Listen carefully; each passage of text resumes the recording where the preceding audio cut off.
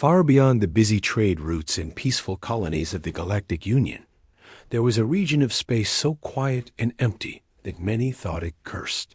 This was the Orion Veil, a forgotten stretch of the galaxy where the stars were dimmer.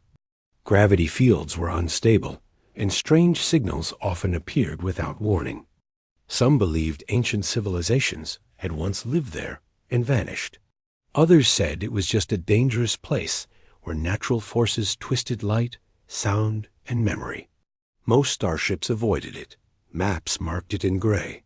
Space travelers spoke of it in hushed tones. It was a place no one wanted to visit until the signal came. On a quiet evening above Earth, deep in the orbiting command station, known as Horizon Arc, something unexpected happened. Earth Space Command's long-range listening array caught a signal that didn't match any known transmission pattern.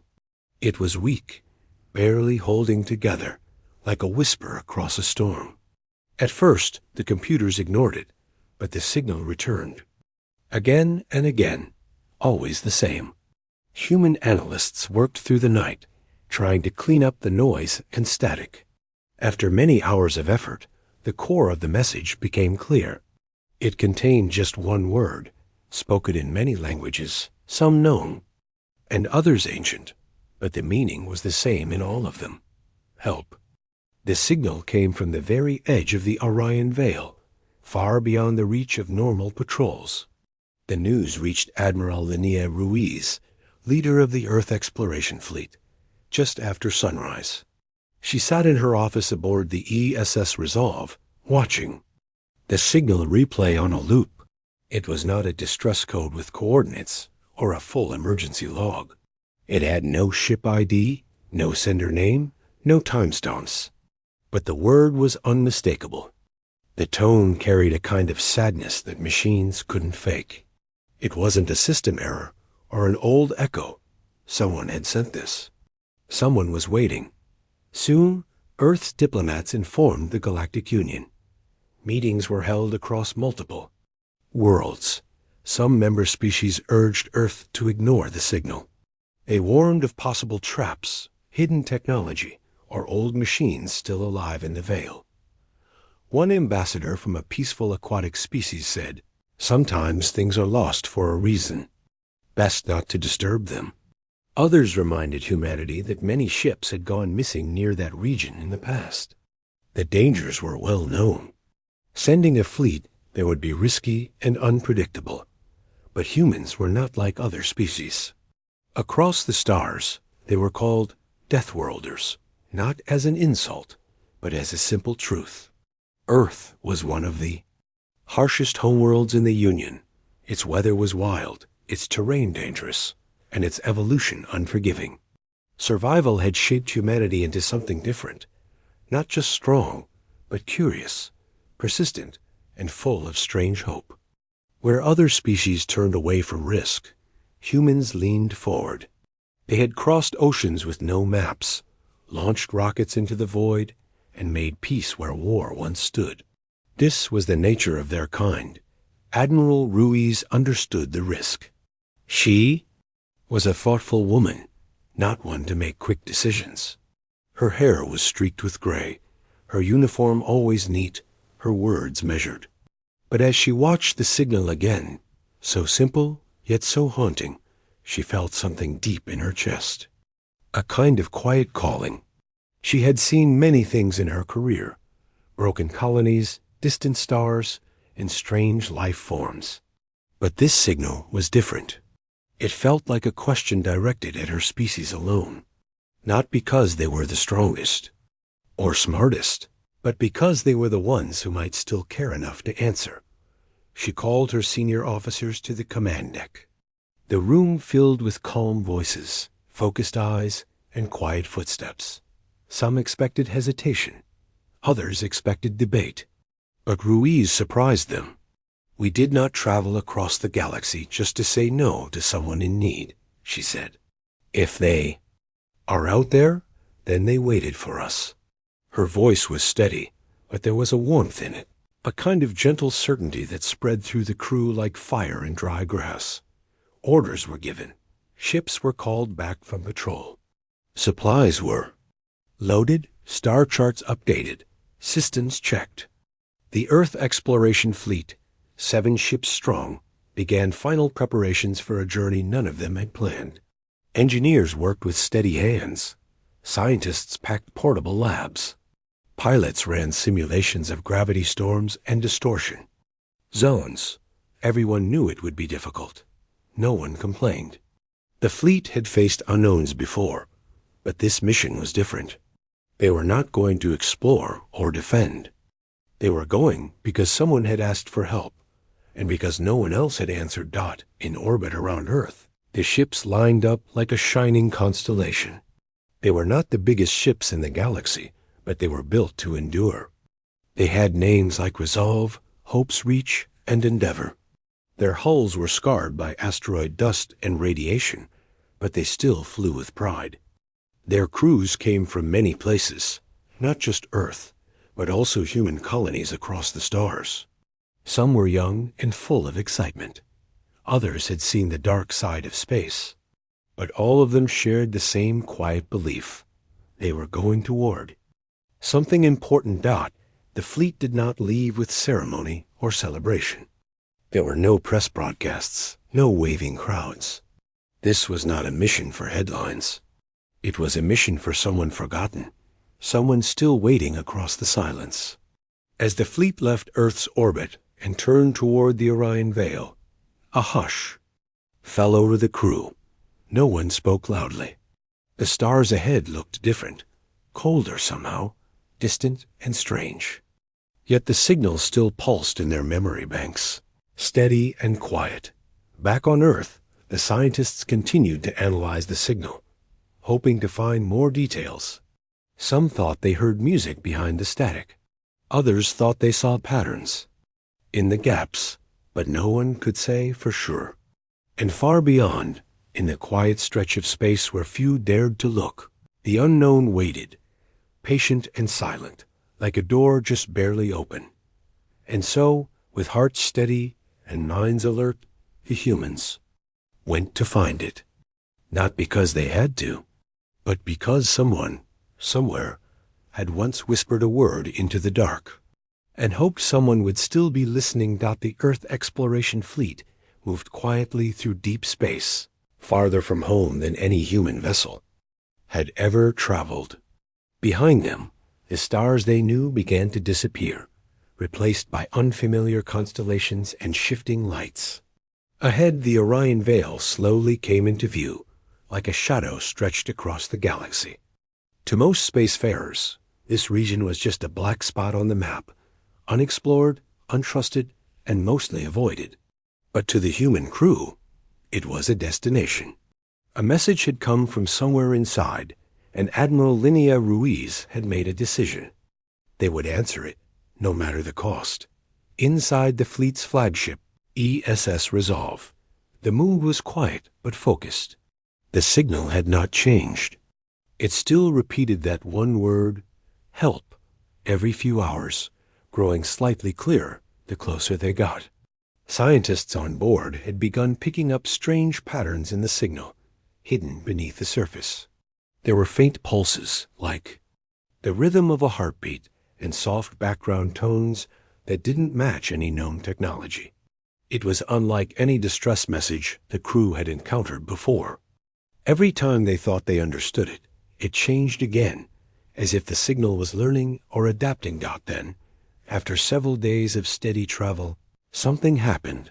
The navigation team noticed a sharp shift in local gravity, small at first, but increasing with every kilometer. It was not dangerous, but it was unexpected. Maps became less reliable. Time signals from Earth began to lag. Deep space beacons from the Galactic Union no longer reached them. They were entering a place outside normal space, a place where the rules seemed to bend slightly, just enough to make everything feel wrong. The veil was no longer ahead of them. They were inside it now. Strange debris began to appear on the scanners, large, cold structures drifting aimlessly through the dark. Some looked like broken ships. Others looked like ancient stations, hollow and silent. A few pieces didn't match any known design. They were oddly shaped, as if grown instead of built. No life signs were detected, and no responses came from any object. The debris field grew denser as they moved forward, requiring careful piloting. Each ship's shields flickered now and then, as invisible energy currents brushed against them. Captain Niall Grant, commander of the science vessel ESS Curiosity, stood at the observation deck with his hands behind his back, watching one of the larger structures drift by. It was covered in long, twisted lines that almost looked like writing, but not in any known language. "This doesn't feel abandoned," he said softly to his crew. "It feels asleep." Meanwhile, deep within the Resolve, Admiral Ruiz met with her senior officers. The signal had suddenly shifted, not in strength, but in tone. It no longer sounded like a broadcast. It now seemed like it was being directed straight at them. Ruiz leaned over the console as the message replayed. Again, this time ending with something new. Coordinates. The data came in fragments, as if being carefully released piece by piece. When the coordinates were finally completed, they pointed to a specific place in the heart of the Veil, a system with no official name, marked only as a hazard zone. In old exploratory reports, no Union ship had ever reached it. Most had never even tried. Ruiz studied the data in silence and looked to her crew. "They want us to come closer," she said. "Whoever sent this, they're not asking for rescue anymore. They're inviting us in." The ships changed course once again, moving carefully through the twisted debris. The new coordinates led them to a star system that had no light of its own. The central star had collapsed long ago, leaving behind a dark, heavy object, maybe a black dwarf, maybe something older. Around it, several planets orbited slowly, each covered in strange shadows and mist. But only one had a signal beacon, a weak, flickering pulse just above the surface of its third moon dot. As they approached, the fleet encountered something none of them expected. Floating in orbit around the moon was a strange, circular structure. It was massive, larger than any human-built station, but it looked more like a living creature than a machine. Its surface pulsed with dim light, and long, vein-like patterns stretched across it in spirals. It was not just metal. It was part organic, part aware. They tried scanning it, but the data was inconsistent. Sometimes the structure appeared solid. Other times it seemed to vanish from the sensors entirely. No weapons were detected, no life signs either, just an overwhelming sense of age. This thing had been here a long time. The fleet held position as small recon drones were sent out. One by one, the drones approached the structure. Each time they reached a certain distance, their signal faded, and they went silent. No debris returned. No wreckage. Just silence. It was then that something extraordinary happened. The alien structure reacted. It turned. Not physically, but energetically. Its lights shifted to face the Resolve, and a new transmission came through. Not in words, but in symbols, shapes, and patterns. It was a form of communication that required no language, only thought. And behind those shapes was something more, an emotion. It was subtle, but clear. Curiosity. Not anger, not fear. The structure, or the intelligence behind it, seemed to be watching and wondering. Back on the Resolve, the crew grew tense. Admiral Ruiz stood still, her eyes fixed on the new data. For the first time, they were no longer following a signal. They were being welcomed, or studied. "We're not alone out here," whispered one technician. "No," Ruiz replied softly. "But someone out there still remembers what it means to ask for help." She gave the order to move closer, slowly, carefully, with full observation. The fleet adjusted position, forming a protective formation as they approached the structure. No defenses activated. No lights flashed. It simply waited, like a door that had remained shut for ages, but now sensed a gentle knock dot. They were deep inside the Orion Veil now, in a system without a name, facing something older than memory. And for the first time in generations, that something had looked back. The human fleet floated just beyond the strange orbiting structure, their ships still and their engines quiet, as if afraid to disturb whatever presence had just awakened. The mysterious ring-shaped object, part metal and part something else entirely, remained still as well, yet its silence was different now. It no longer felt abandoned. It felt aware. Within the command deck of the ESS Resolve, Admiral Linnea, Ruiz watched as new data appeared slowly across the screen, not in numbers or graphs, but in shifting patterns, smooth spirals, and glowing shapes that faded in and out like breathing light.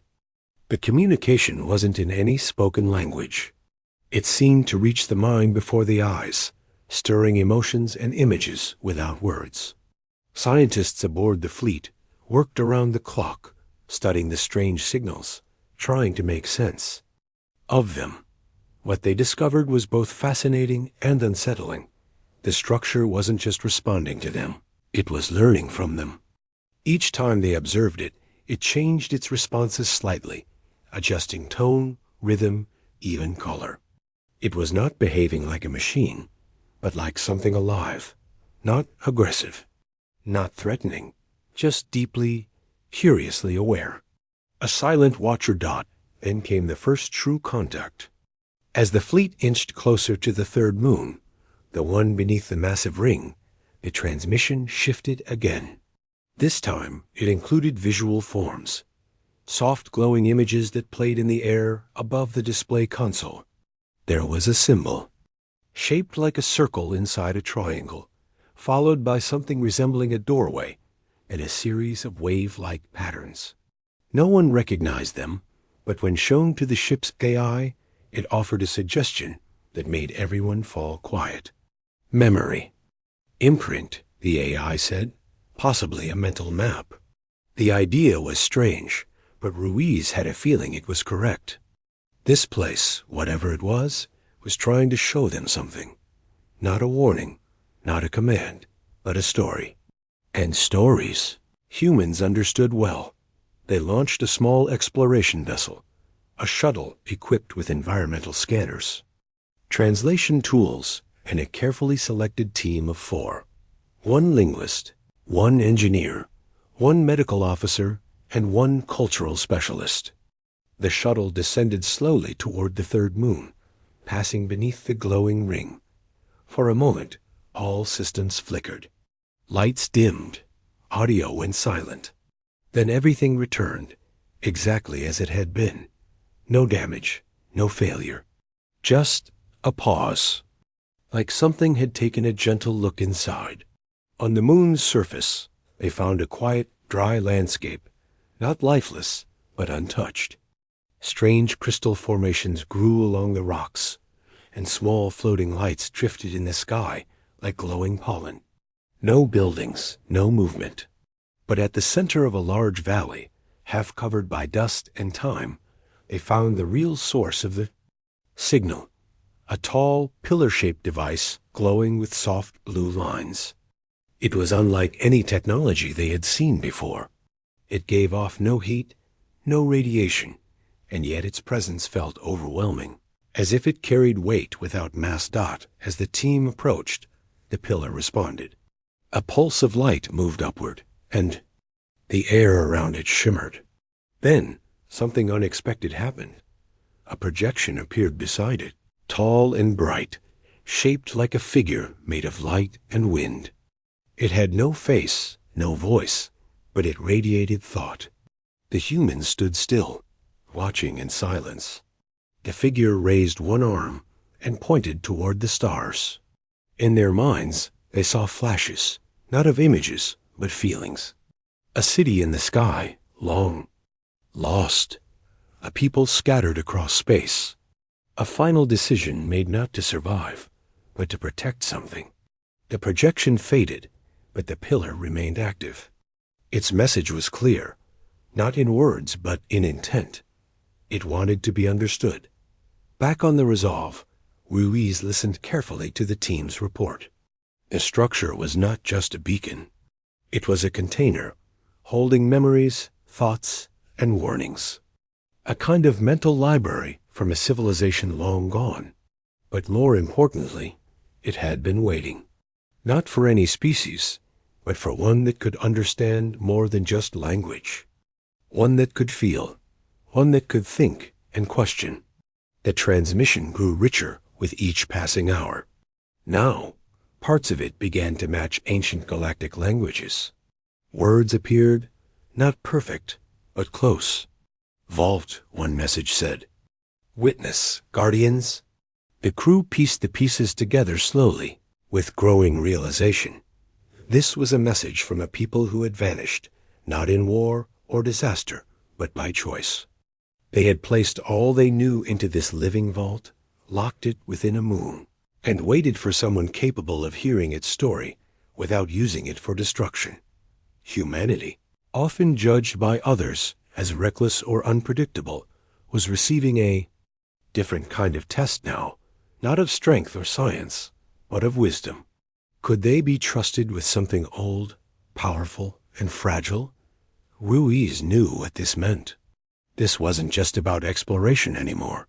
It was about being seen.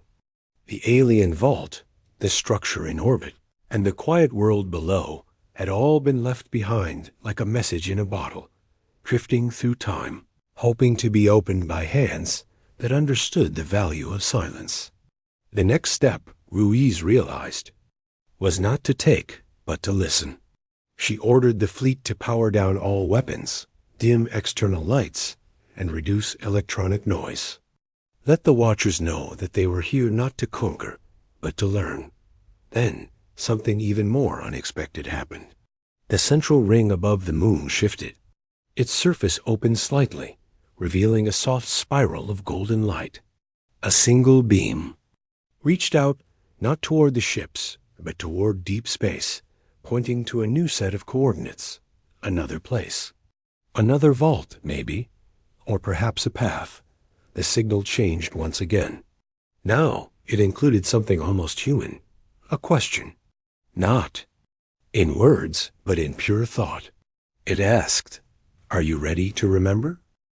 Ruiz sat in silence. Around her, the crew watched, breath held. She didn't answer right away. She didn't have to. Because the truth was, something out there had been watching humanity. Not with fear, but with hope. And for the first time, the humans had reached something truly ancient. And it had reached back. The golden beam of light that shone from the ancient orbital ring hovered in perfect silence, pointing toward a place deep in the stars, a place the computers could barely track. It didn't move, didn't flash, and didn't fade. It simply pointed, steady as a compass, as if waiting for someone to follow.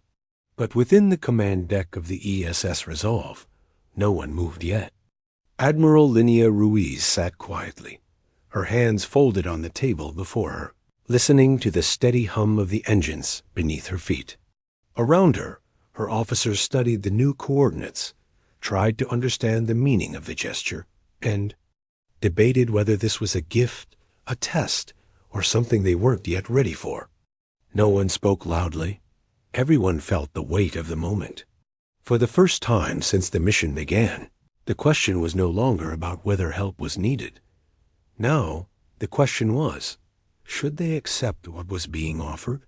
The alien structure that orbited the third moon had continued to emit soft, complex signals, not warnings, not instructions, but what felt like invitations. Everything about the experience remained strange, and yet there had been no threats, no fear, no danger. The humans had not been pushed or pulled. Instead, they were being observed, not in a controlling way, but with patient curiosity. The ancient vault on the moon had stopped broadcasting once the beam appeared, as if it had said all it needed to say. The message now was coming from somewhere else, not from a place, but from a choice. And it was a choice only the humans could make. Admiral Ruiz called a quiet meeting with her inner circle. The officers, along with scientists, translators, and cultural advisors, gathered in a dimly lit briefing room. A soft projection of the coordinates hovered above the table, slowly spinning. No one spoke for a long time. Then Dr. Kieran Solis, the cultural specialist, finally leaned forward. "Everything they've shown us points to one thing," he said. "This is not just an artifact. It's a chain, a memory chain. That beam is pointing us to the next part of it." He paused, then added, "But I believe we're not meant to follow it, unless we truly understand what we're stepping into." Ruiz asked what he meant. He looked down for a moment before answering. "What if these vaults weren't just created to preserve knowledge?" he said. "What if they were created to protect it? Not from time, but from the wrong hands." His words settled over the room like soft dust. No one argued. The evidence supported it. The vaults had power, not in weapons or machines, but in ideas. And ideas, when misunderstood, could shape or destroy entire worlds. The original creators, long gone now, had chosen to leave these memories behind, not as open books, but as quiet doors. Not everyone was meant to walk through them. A vote was held, not formal, but thoughtful. Each officer and advisor gave their perspective.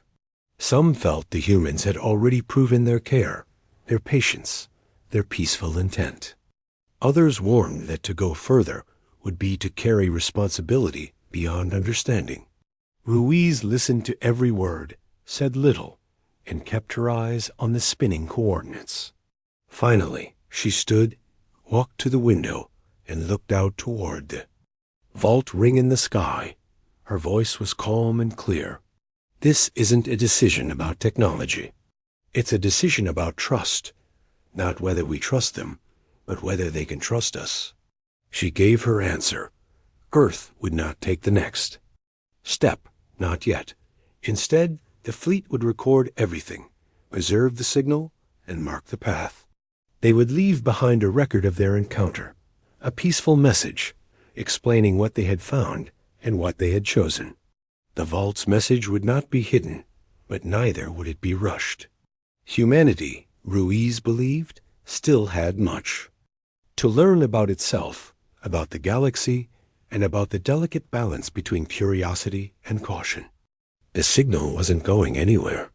The path would remain, but as the crew prepared to depart, something extraordinary happened again. The light beam from the ring above began to shift, turning slightly, no longer pointing to the distant coordinates, but instead toward the resolve itself. A new pattern of signals emerged, more delicate and slow than the ones before. The scientists watched in wonder as the symbols formed something new, not a map, but a gift.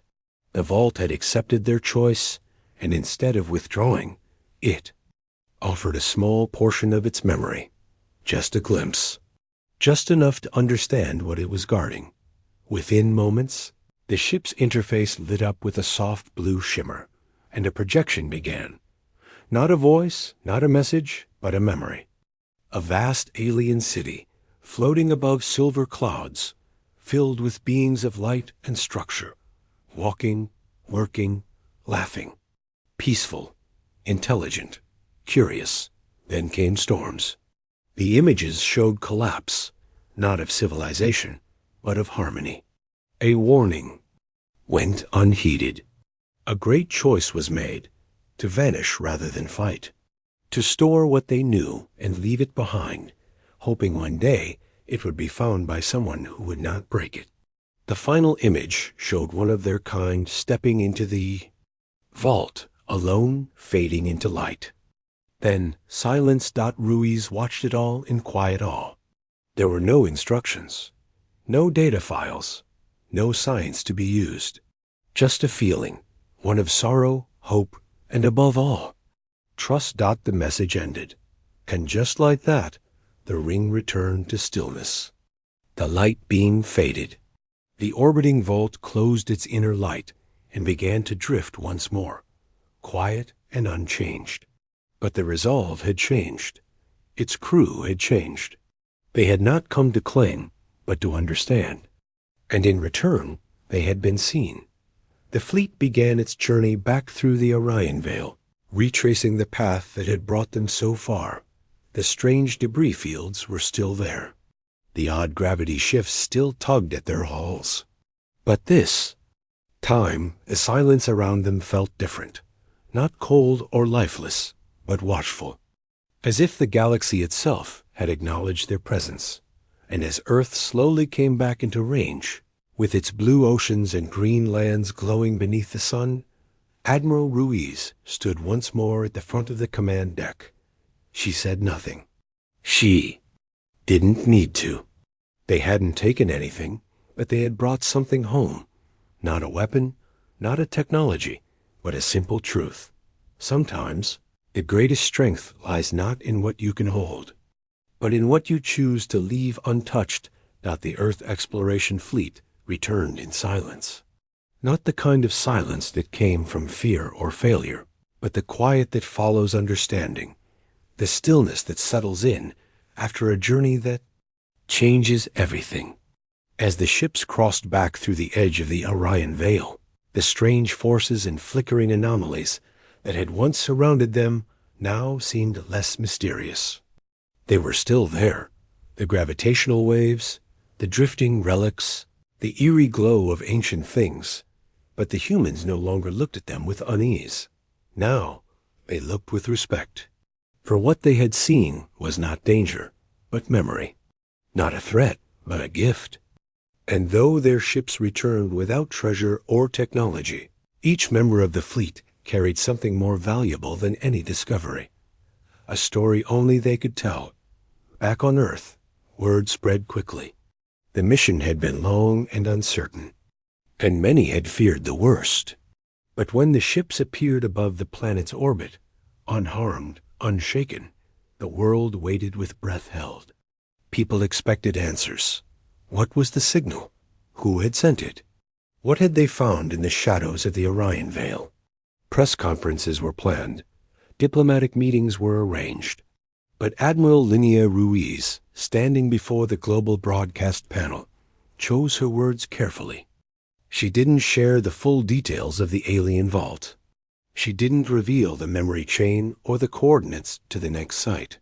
Instead, she spoke softly and clearly, delivering a message that was not about secrets, but about choices. Are moments in our history, she said, when the question is not what we discover, but how we respond to what we discover. We were called. We answered. And in return, we were shown something sacred, something left behind by those who came before us, not to be used or unlocked, but to be understood. Her voice was steady. We did not take. We did not disturb. We listened. And we were heard. The world responded with mixed emotions. Some were proud. Others were curious. A few were disappointed, hoping for alien weapons or new starship designs. But those who truly listened felt something deeper, a quiet pride in the kind of species. Humanity was becoming, not conquerors, not scavengers, but seekers, learners, guardians of the unknown. In the following weeks, Earth's scientific community worked with the fleet's research team to archive and study the projection they had received, the peaceful memory of a lost civilization, preserved in light and silence. It was unlike anything humanity had ever encountered. The memory was not recorded in language or logic, but in emotion and rhythm, a kind of living feeling that couldn't be described, only experienced. People who watched the memory said they felt like they were dreaming with their eyes open. Some saw images, some heard soft music, others simply cried, without knowing why. Ruiz ordered that the memory be stored carefully, shared only through invitation, and never altered. It became known as the first answer, a moment in human history not of discovery, but of dignity. Schools began teaching it.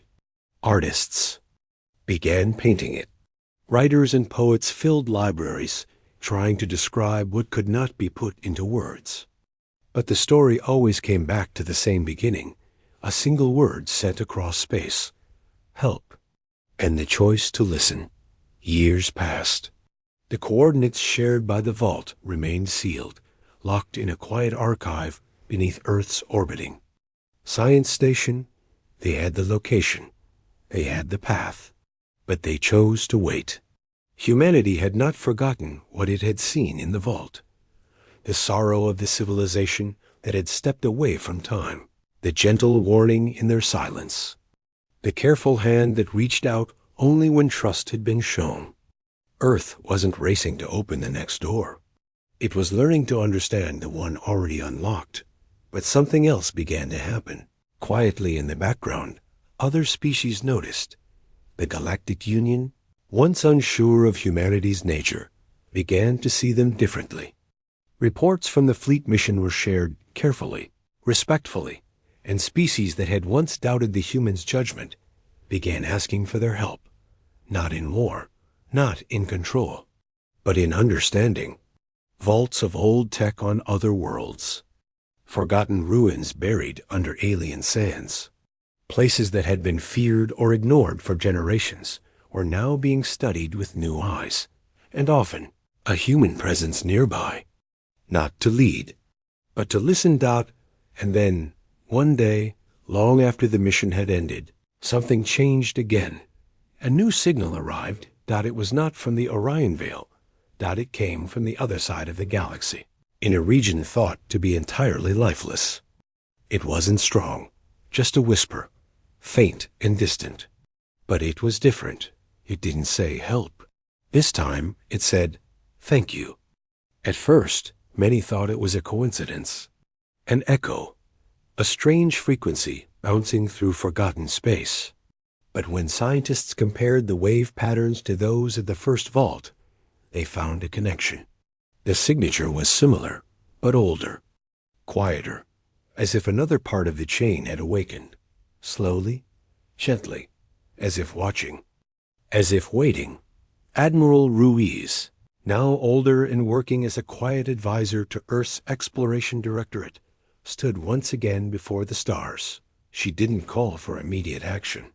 She didn't form a fleet. She simply looked out the window and smiled. They heard our answer, she said. In the years that followed, Earth's exploration program expanded, not with faster ships or stronger engines, but with more thoughtful crews. Missions were selected with care. Every new system approached with respect. The motto of the fleet was changed, not with loud slogans, but with a single quiet phrase printed on every uniform and every hull. We listen before we speak. And so, in the deep silence of the galaxy, across stars, through time, beyond borders, humanity found its place, not as rulers, not as saviors, but as those who heard the quiet voices, the forgotten echoes, the memories that needed someone to witness them. Not every journey ends with a victory. Some end with a choice, and sometimes that choice becomes the most human answer of all.